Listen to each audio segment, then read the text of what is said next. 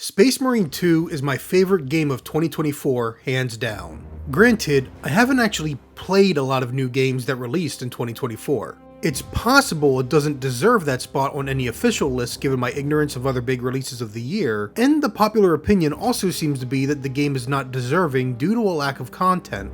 I, however, am so impressed by it on a technical, mechanical level that I don't care how many times I've replayed some of these missions. The game is incredible, and Saber Interactive has proven themselves to be a studio to keep an eye on. Of course, I am biased for a couple of reasons. Space Marine 2 is the Warhammer 40K game I've been dreaming about for years. The Tyranids became my favorite army the moment I first laid eyes on my brother's 2nd edition models as a kid, fascinated by the designs of the nightmarish, hive-minded space locusts. After playing games like Halo and Gears of War, I dreamed of a day there'd be a 40k game where you mowed down wave after wave of seemingly endless Tyranid terrors. This game, Space Marine 2, is pretty much the game I always envisioned. It is literally a dream come true for me.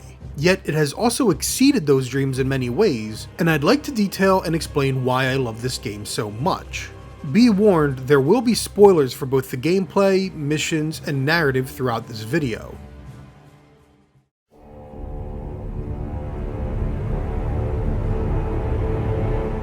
I already enjoyed the first Space Marine game when I played it around 10 years ago, but I decided to replay it before Space Marine 2's launch to refresh my memory and see how it held up.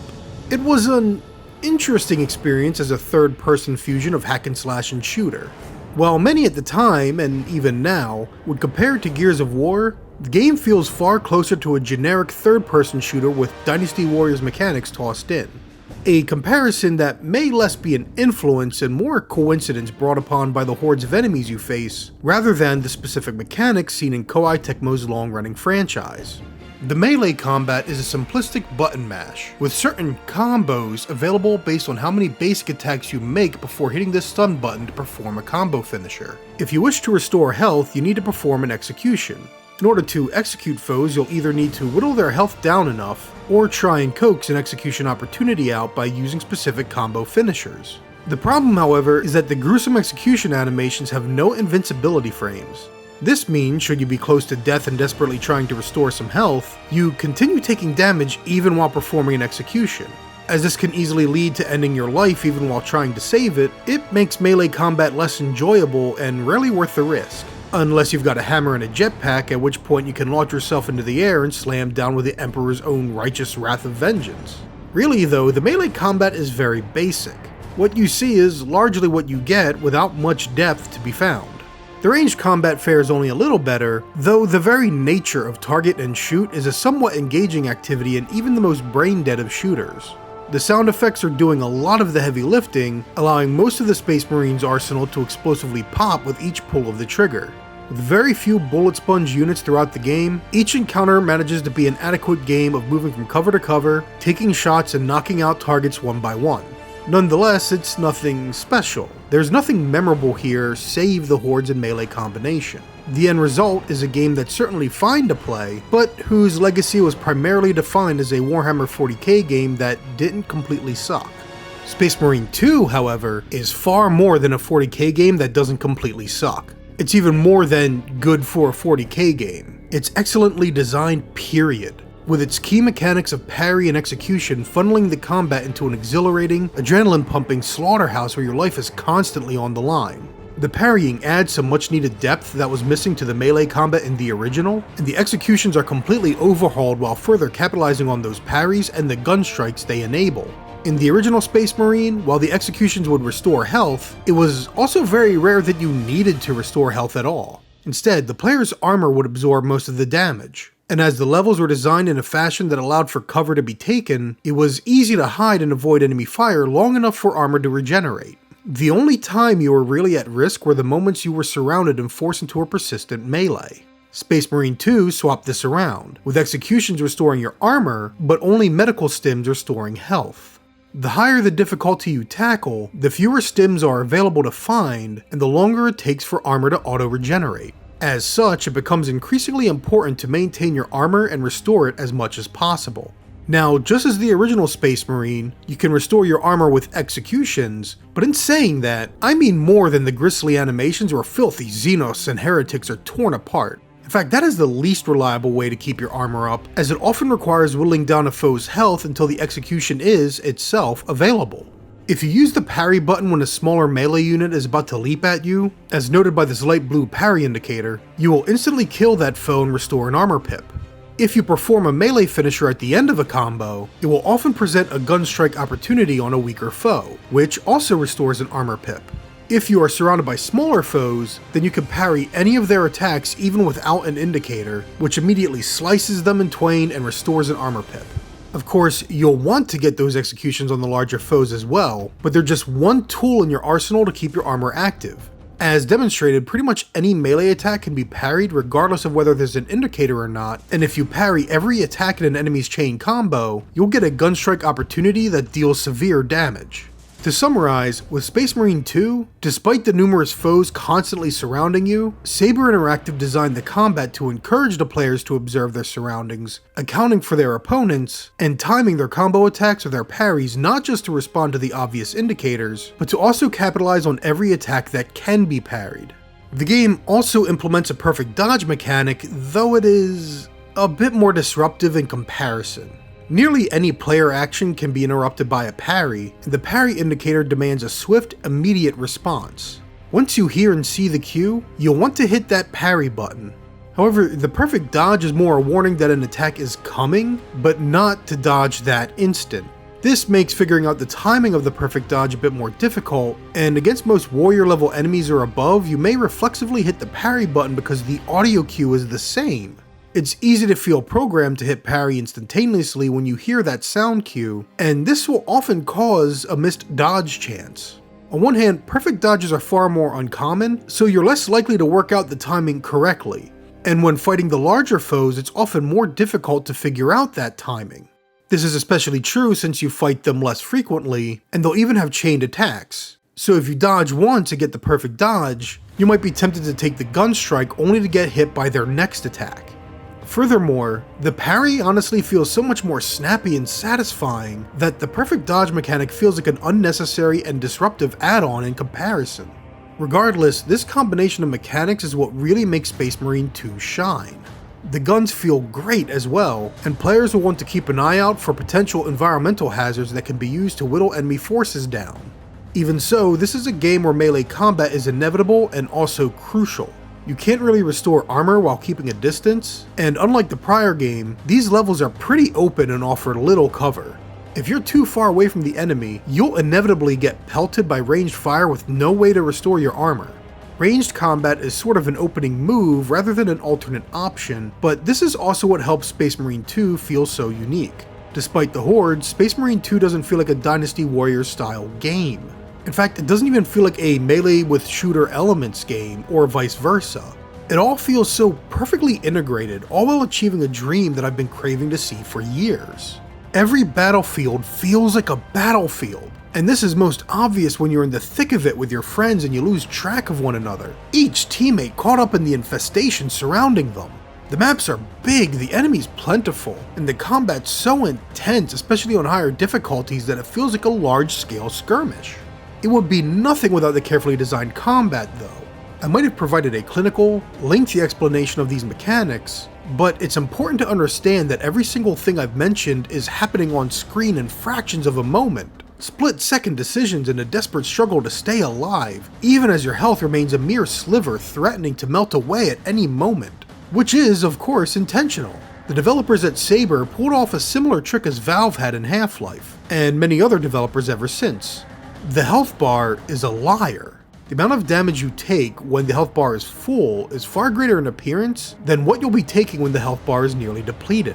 It's a psychologically manipulative tactic, preventing you from feeling too secure for too long when your health is maxed out, all while keeping the adrenaline pumping when everyone's out of stims and desperately scrambling to survive the oncoming horde while keeping their armor up.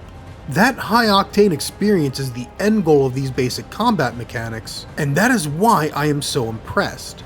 No matter how many times I've found myself surrounded, no matter how often I've used these tactics to slaughter, slay, and sustain my health and armor, I continue to have a blast. What else could you possibly need to be worthy of Game of the Year?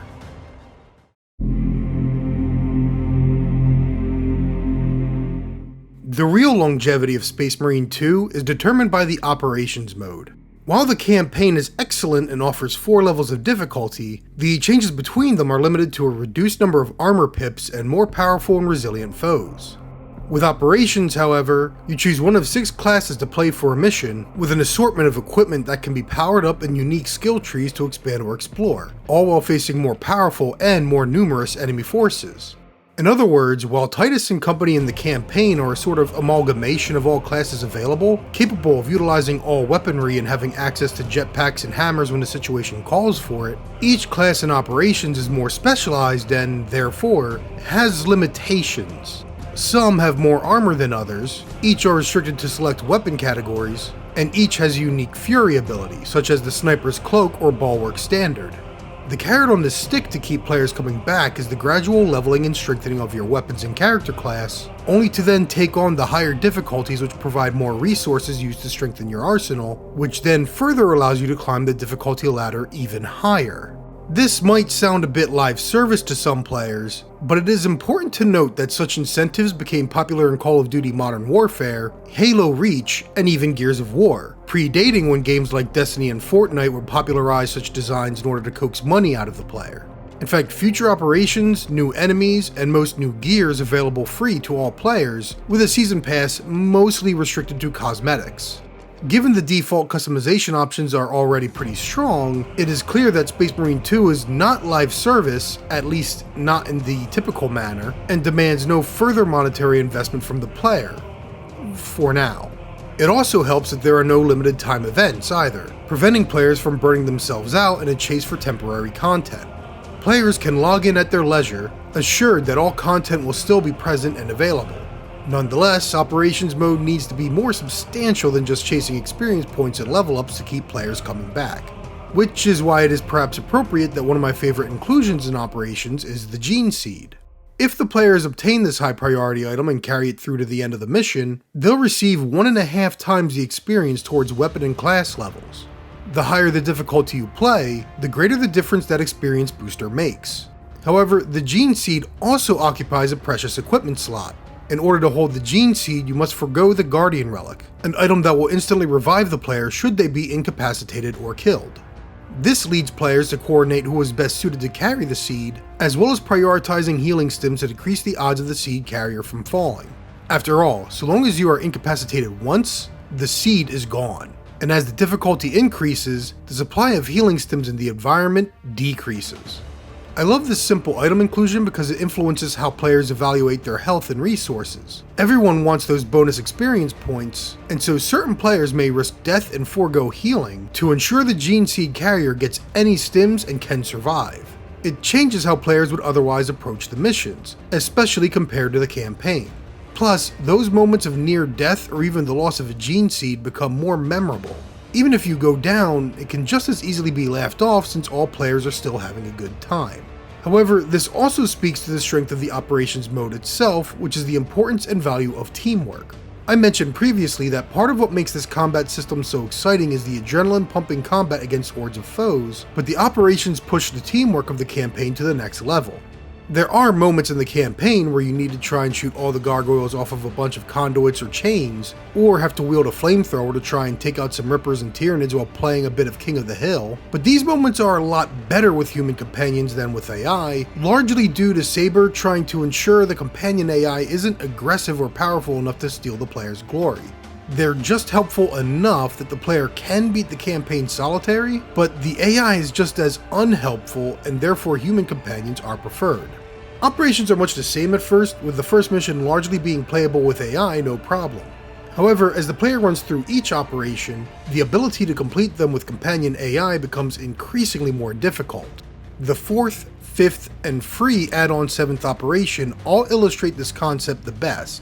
In the 4th operation, titled Reliquary, players are first introduced to a glyph system wherein a symbol is lit upon the wall and aligns with a terminal. It's a simple gimmick that doesn't really require much from the player during the level, but it plays out in the final confrontation against the Helldrake. However, even before reaching the boss chamber, players must dash through fields flooded by the Helldrake's flames. Players can easily become separated trying to dash between the aerial beast's passes, especially as the hordes of chaos never seem to cease. If players aren't careful, then an isolated player could easily fall behind as the others rush forward, the constant assault by the Helldrake adding pressure to keep moving to permanent safety, all while the isolated player quickly becomes swarmed by chaos. It is a moment that requires players to remain calm, communicate, and keep an eye on one another to increase their chances of survival. Once the Helldrake is finally confronted, players must match the highlighted symbols on the wall to the symbols on the many terminals before them. Once each symbol has been fully lit, the Helldrake becomes vulnerable to weapons fire.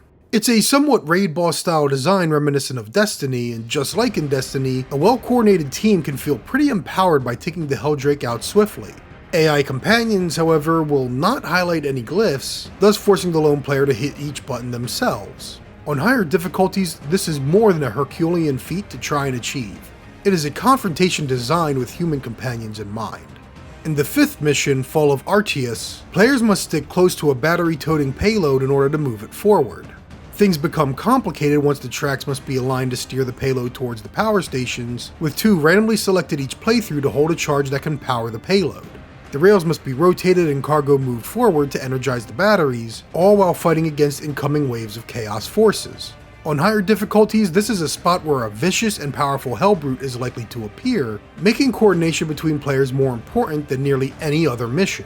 You see, in every operation there is a timer counting down to the next incoming wave of enemy forces. At the top of the screen there's a HUD element that lists what type of enemies are in the current vicinity, but the color of that HUD element's background also indicates how close the players are to the next wave. While some waves of enemies are more manageable, massive enemy waves are so intense they can threaten an entire run. So, while players are working to complete objectives like charging the battery on the payload, this timer is counting down to the next incoming enemy wave. This means the longer it takes to defeat the Hellbrute, the higher the chance there is of facing another enemy wave. Even without the Hellbrute, this mission requires players to work together to face as few waves as possible, with one player prioritizing the track controls while the other 2 stick close to the payload. But once the Hellbrute drops in, it also becomes a game of carefully handling aggro. Now imagine carrying a gene seed on you during such a fight. To the point, however, I've played this mission solo and faced a Hellbrute at this climax, and companion AI will always choose to stick to the player. It puts a halt to all mission progress as, no matter what, the Hellbrute will be drawn to the player position. Even if your companions have aggro, they'll still run to your side, drawing the brute's powerful blows to your vicinity. As the AI has had reduced damage applied so as not to steal the glory, it forces the player to attempt to apply as much damage as they can. Compared to tackling this scenario with friends where aggro can be juggled, everyone's damage output is normal, and everyone can coordinate forward progress on the batteries, it all just feels fit for proper cooperative play. My favorite of these operation set pieces, though it may simply be because of how new it is Termination's fight against the Bio-Titan. One player must carry the laser targeting pistol, directing the fire of the cannons towards the monstrous Hierophant. The other 2 players must protect this player from any incoming hordes of Tyranids, but all 3 players must be careful of the Bio-Titan's acid bombs that not only have great area of effect damage, but create caustic puddles everywhere they carpet. The player with the targeting laser must constantly reposition themselves to avoid enemy fire, giving warning to their companions providing cover fire against the swarm. What's more, you only get about 3 shots of the laser before having to recharge it, which requires players to spin a giant wheel capable of being carpet bombed by the Bio-Titan. I've yet to play this mission solo, and honestly, I've no plans to bother trying. I chose to highlight these 3 missions specifically because the 4th, Reliquary, features a set piece designed to separate and disrupt teamwork and cohesion while introducing a raid-style boss fight towards its end. The 5th and 7th operations perfectly illustrate how seemingly simple concepts can easily be disrupted and made challenging by the intense, fast-paced nature of the combat. Even if everyone on the team has clearly defined roles and knows what they're doing, there are so many factors to be aware of and tackle that there really is no safety. Not unless you're intentionally playing a lower difficulty that you are too powerful for. Items like the Gene Seed, the incoming enemy waves, and these set pieces and operations are all factors and variables that are missing in the campaign, because they make the campaign more difficult to complete when playing solo. Saber Interactive clearly wanted to ensure that players could at least finish the story without needing to go online and play with others. However, the operations are where the game really shines because of all the ideas that take advantage of multiple players working together. Just like the core of the combat is designed to a specific purpose, so too is the co-op multiplayer. I love these operations, and I genuinely cannot wait to see what new operations drop in the future.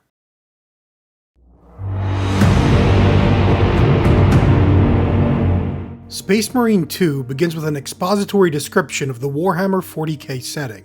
It's a very condemning message, painting a bleak picture of the Imperium and the soldiers within it. Yet it also seems to clash with nearly everything in the game that follows. Rather than painting a universe that makes the skin of the player crawl, it delivers a creative fusion of Gothic architecture, mysticism and Catholic imagery, and militaristic science fiction dripping with an aesthetic of cool. The visual art style of Games Workshop's 40K universe is, by far, one of the top reasons it has only grown as a brand as the years have gone by. There's simply nothing else that looks like it, and while it may not necessarily paint a picture of a world you'd love to live in, it begs the observer to come closer and explore why and how the world came to be that way. Naturally, Space Marine 2 does this exceedingly well. The cold steel structures of the battle barge are populated with as many or more candles as it is artificial lighting. Mechanized cherubim float inside cages or throughout the environment, while servo skulls dart through the air. There's a small sanctuary set aside for the chaplain to preach a sermon to the Marines before they head into battle. While planetside, you'll walk through an encampment of troops whose leader is giving an invigorating speech while, just opposite, deserters are promptly and mercilessly executed for turning against the greater cause. If you are unfamiliar with the 40K universe, then Space Marine 2 works as a top-notch primer to spark your interest and get you invested in discovering what all these different factions, characters, and units are all about.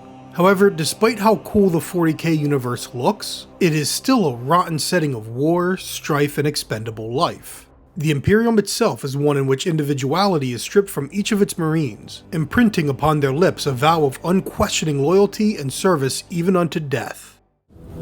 What is your life? My honor is my life. What is your fate? My duty is my fate. What is your fear? My fear is to fail. What is your reward? My salvation is my reward. What is your craft? My craft is death. What is your pledge? My pledge is eternal service. From this perspective, the Tyranid Swarm stands as an ironic reflection of the Imperium's reality. Despite the strict adherence to order and bureaucracy that puts on the front of a greater cause, one that would place humanity above the greater Xenos threat of the universe, the Imperium is still a horde of murderous monsters that bring death and destruction to all life and culture to every planet they touch. Each soldier on the battlefield an expendable husk whose only purpose is to be a pawn. The Dark Mirror exists if you wish to see it. However, there's more to Space Marine 2 than just that surface level reading of the factions. While that opening exposition paints a negative view of the Imperium and the reality of life in this universe as dismal, it is not a story without aspirational qualities. Qualities that are embodied best in our protagonist, Titus. To understand what makes Titus so aspirational, however, we must examine how both Space Marine games present two concepts that seemingly align, but are in fact at odds with one another. The spirit of the law versus the letter of the law. Titus follows the spirit of the law. He uses the codex and the principles within to guide his decisions rather than decide his actions. This allows him to take certain risks that are otherwise frowned upon, come up with unorthodox plans, and to even ask questions where the bureaucratic leadership would demand silent obedience. However, his loyalty to the Emperor and the Imperial cause remains true. In each game, however, he is faced with those that live to the strictest letter of the law, taking the codex as literally as one can and blindly following the strictures of it and their hierarchical superiors. This is embodied in the first game by Leandros, who is frequently questioning Titus's directions, especially after the then captain's resistance to the warp is discovered. Despite all of Titus's efforts and risking his own life to put an end to the artifact which summoned Orc and Chaos both, the first game concludes with Leandros betraying Titus to the Imperial Inquisition on suspicion of corruption from the warp. To be corrupted means to have turned traitor to the forces of chaos, the Joker to the Imperium's Batman in the 40K universe. In the second game, Titus is once again put in charge of a squad, though he has seen a demotion. One of those troops in his command is Gadriel, a comparatively green Marine compared to Titus's own centuries of experience. Due to the betrayal of Leandros prior, Titus begins Space Marine 2 speaking very carefully, sharing only what he needs to and keeping his subordinates at arm's length. In these early hours, we find that Gadriel has a very strong spirit, but also is very foolish and direct. His cause is the battle, and as such he would prefer to be in the fray with his brothers. If he is to die, then he would die alongside his fellow Marines for the glory of the Emperor. We can see the conflict between his simplistic, direct thinking and Titus's more strategic planning very early on. The most direct route is through the swamp. Let us proceed. No. The swamp will be infested with Xenos. There is a bunker straddling the riverbed. We will cut through there. But that will add considerable time. Surely We will not trade strategy for expediency. as you command. As the game progresses, this conflict escalates. It turns out that the artifact that caused so many problems in the first game is not only back, but is the centerpiece of a confidential project within the Imperium itself. Titus is naturally displeased with this fact, but his inability to trust his comrades yet means he makes a lot of decisions without explaining his reasoning. If anything, he has become the worst of the Imperium he serves, demanding silent obedience from those in his charge. This cagey demeanor of Titus's causes friction with the more simple, direct thinking of Gadriel, leading to increased escalation. It seems I am not the only one on this ship with concerns about your intentions. It is the chaplain's responsibility to ensure our chapter remains pure, not yours. Your erratic behavior is plain for all to see. And now, I find you have a history of it. You say there will be a massacre. How do you know that? Why else would the traitors be trying so hard to stop us? Our lieutenant said it himself. There's deception at work. In the end, Titus's tight-lipped nature sows the seed of Gadriel's suspicions, which makes the younger Marine more easily manipulated into a near-fatal fight with his superior, put to an end by the more silent Chiron, a speak softly but carry a big stick Marine whose past experiences with chaos has given him a deep grudge against the heretic forces. Chiron, like Gadriel, lacks the experience of Titus, but he also shares the wisdom of following the spirit of the law rather than the letter of the law. It is in this moment that Titus and Gadriel are able to get over themselves and truly unite as brothers, with Chiron serving somewhat as the glue between them. Titus opens up to his subordinates about his past, and Gadriel realizes that his unthinking adherence to the law nearly led to his hands being stained with the blood of his brother.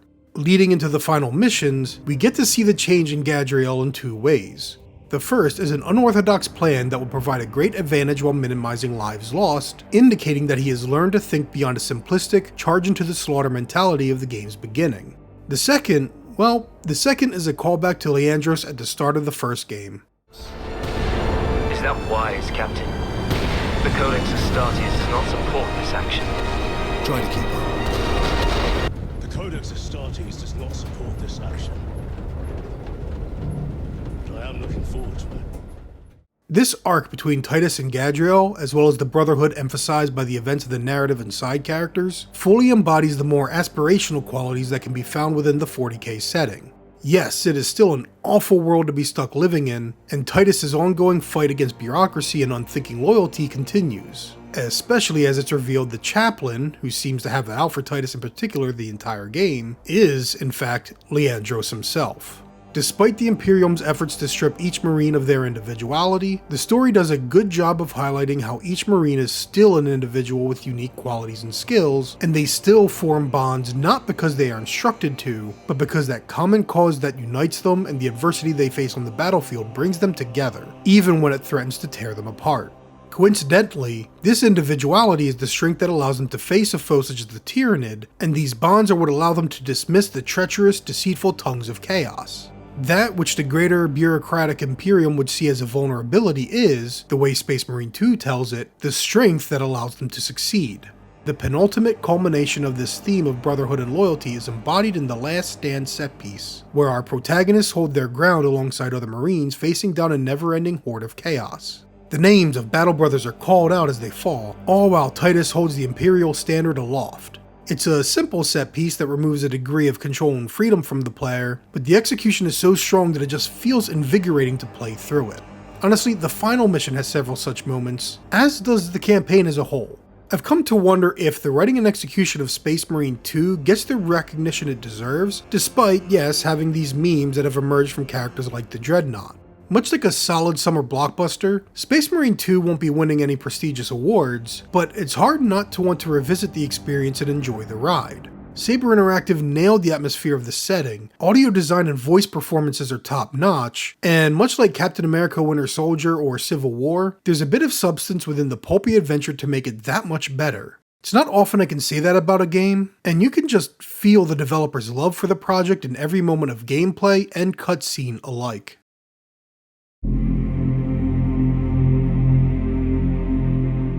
I originally planned on having a section of this video dedicated exclusively to negative criticisms. I like to present the most well-rounded and fair evaluation I can, and so I feel compelled to try and balance all the positives with the negatives. However, when I began listing out flaws, I felt like I was just forcibly nitpicking every little thing, including those that, honestly, don't really bother me that much. Yes, the writing for the different operations characters is pretty bad, and a stark contrast to the writing of the campaign. There's also the problem with the Tyranids being far more enjoyable to fight than the Chaos Marines, a problem which itself would require more playtime and targeted study for me.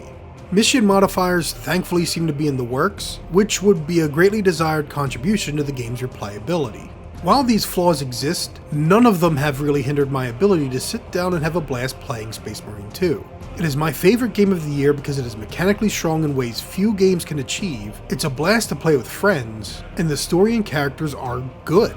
Why bother forcing negativity for a fair and balanced viewpoint when there are plenty of other YouTube channels doing just that? Instead, I hope this video can give you a deeper appreciation of the game's qualities if you've already played it, or convince you to play it if you haven't yet. I'm not here to convince anyone else that Space Marine 2 is the objectively best game in the year of 2024. I'm just here to explain why it was mine, and in doing so, hope I can get others to see it in a more appreciative light as well. Regardless, thank you for watching, and if you've got some thoughts or memories of your own from the game, please leave a comment down below sharing. I'd love to know what you thought. Until next time, here's some of my favorite moments playing with friends. Oh my goodness. Okay. No. Hit the interact button. Little buds. Ah! Okay, I'm hitting it. Wow, that Look was at how many I warriors lost all my arm, oh god! no way. Well, there goes the gene seed. That was a true horror movie moment. That was the most lictorious thing I have ever seen. So far, I am liking it. Mike is just sliding and T-posing. I'm seeing that. Yep, there we go. What?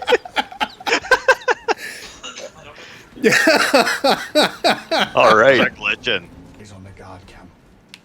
No sentries posted. Doing it again. Yeah, there we go. Wow, I wish I could see this. You will. I'll just clip it and, Asserting dominance on that interact button. yeah.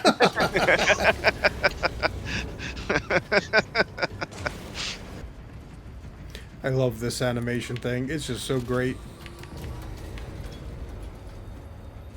Brother, what happened on Nothing good. Exactly. Yeah, just rotate. For us, it's just rotate the Sooner focus the on stick, the left stick. You are withholding I can do a weird little side hop. relevant to the mission at hand. You can do the actual typewriter. Whoa, Yeah. oh, oh,